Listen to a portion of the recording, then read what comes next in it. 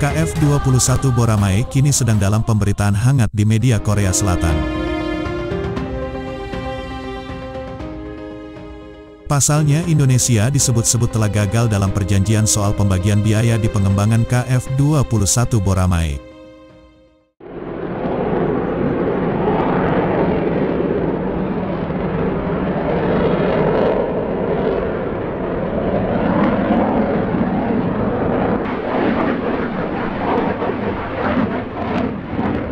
Dilansir zonajakarta.com dari donga.com, jika media Korea Selatan menyoroti soal partisipasi Indonesia dalam KF-21 Boramae.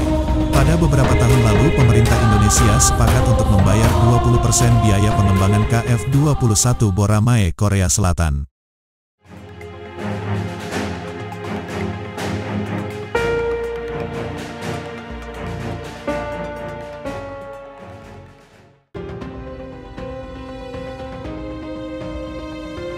Patut diketahui jika KF-21 Boramae menjadi program pengembangan senjata terbesar dalam sejarah Korea Selatan.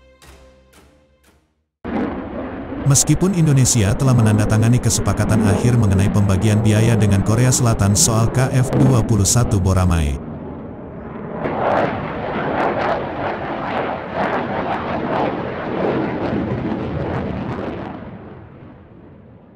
Indonesia belum mengambil langkah untuk menerapkan kesepakatan KF-21 Boramae selama lebih dari 5 bulan.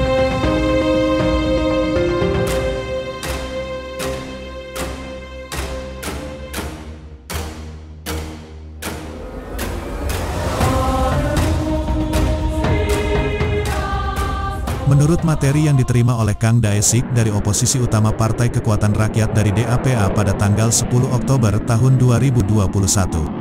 Indonesia menyelesaikan penyusunan perjanjian akhir soal KF-21 Boramae melalui konsultasi tingkat kerja dengan DAPA. Penyelesaian penyusunan perjanjian tersebut setelah Menteri Pertahanan Indonesia Prabowo kunjungan ke Korea Selatan pada bulan April tahun 2021.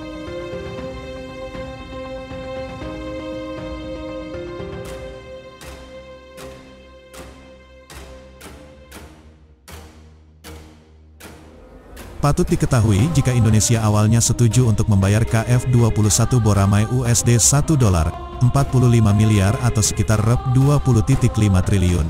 Tetapi Indonesia belum membayar USD 589 dolar dari total jatuh tempo sebesar USD 779 dolar hingga paruh pertama tahun ini.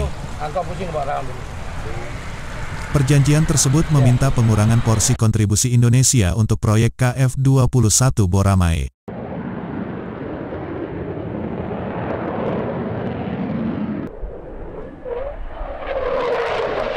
Serta penyesuaian metode pembayaran dan perpanjangan jangka waktu pembayaran.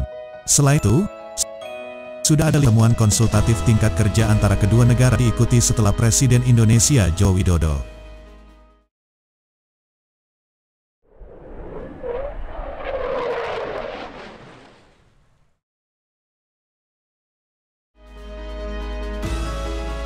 Menuntut negosiasi untuk menyesuaikan kontribusi Indonesia untuk proyek KF-21 Boramae dengan kesulitan ekonomi pada tahun 2018.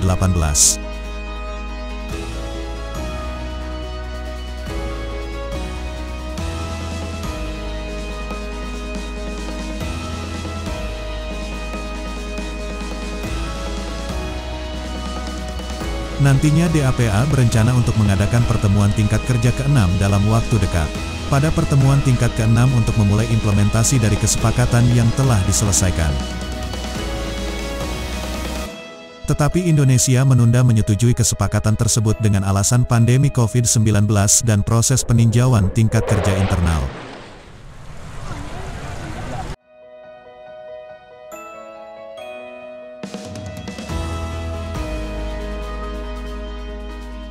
Sebelumnya menurut kontrak antara Korea Aerospace Industries dan Indonesia, jika perjanjian tersebut mencakup ketentuan yang menyatakan bahwa jika salah satu pihak gagal membayar kontribusi terjadwal lebih dari 2 kali,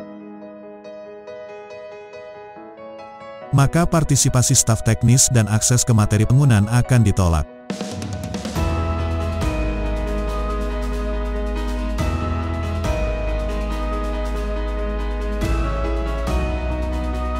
Patut diketahui juga, jika pihak Indonesia gagal membayar proyek KF-21 Boramae sejak tahun 2016.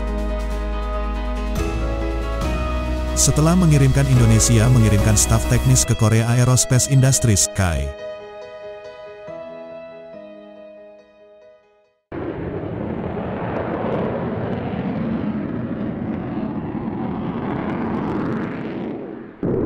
Akan tetapi setelah berita ini diturunkan, belum ada pernyataan rilis resmi dari pemerintah Indonesia dan pemerintah Korea Selatan seputar gagal atau tidaknya proyek KF-21 Boramae.